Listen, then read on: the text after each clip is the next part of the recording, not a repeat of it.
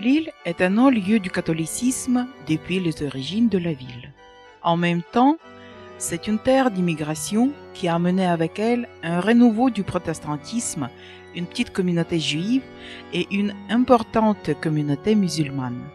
Une petite communauté orthodoxe se constitue à Lille après la révolution bolchevique de 1917.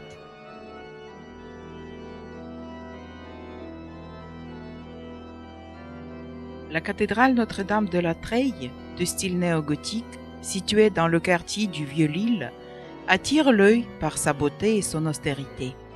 Elle abrite une statue miraculeuse de la Vierge Marie Notre-Dame de la Treille, dont l'existence était déjà attestée au XIIe siècle.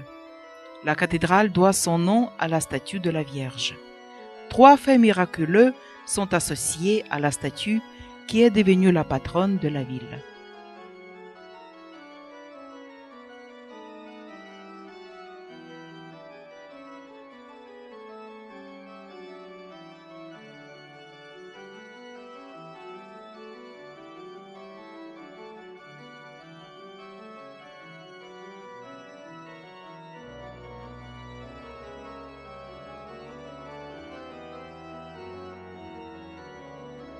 Il y a 2 orgues dans la cathédrale. Le grand orgue a été cédé par la Radio France.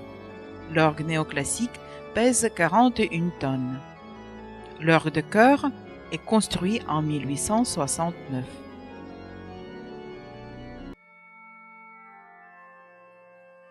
La musique, c'est un cadeau de la vie. Ça existe pour consoler, pour récompenser. Ça aide à vivre. Michel Tremblay.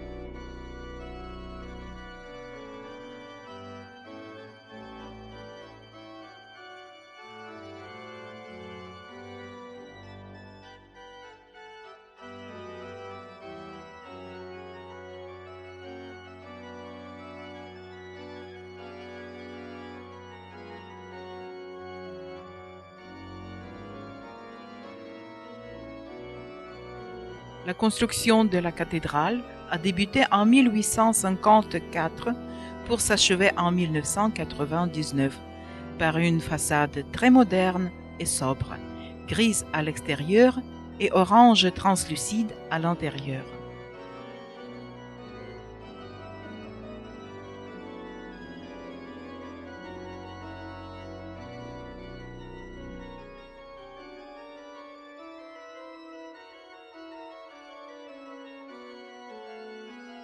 La façade principale a été inaugurée en 1999.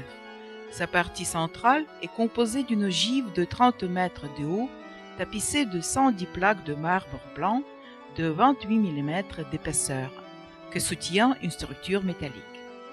Elle contient un vitrail circulaire dont le thème de la résurrection y est évoqué, notamment à travers le visage du Christ.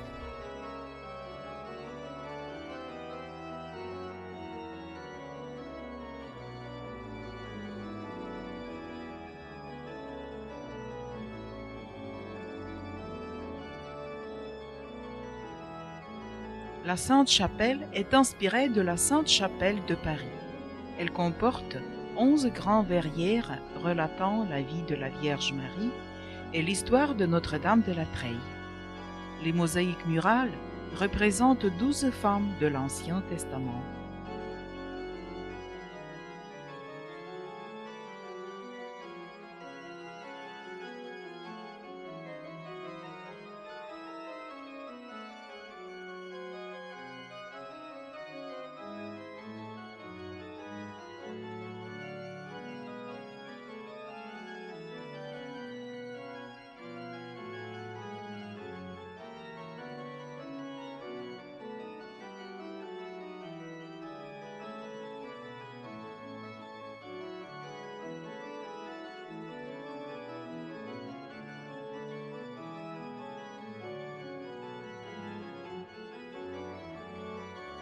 La chapelle de Sainte Anne, mère de la Vierge et patronne des menuisiers et des couturières, achevée en 1904, est dédiée au travail.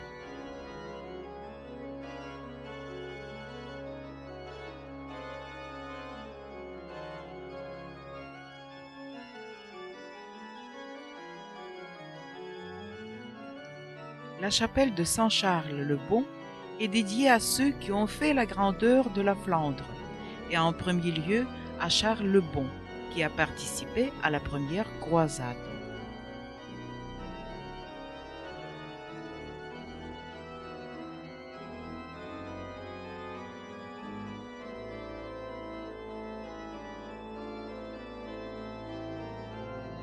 Les mosaïques de la chapelle du Sacré-Cœur de Jésus représentent toutes les races et tous les âges de la vie adorant le Christ.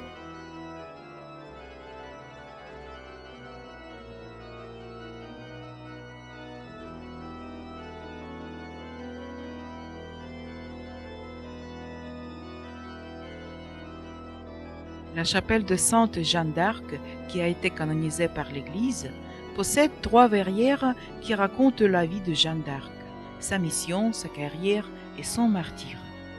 Son autel est en marbre rose des Pyrénées. Sur le tombeau se trouve un bas-relief en bronze reproduisant un tableau d'Ingres. Également achevée en 1904, la chapelle Saint-Jean l'Évangéliste est dédiée au savoir et à l'éducation.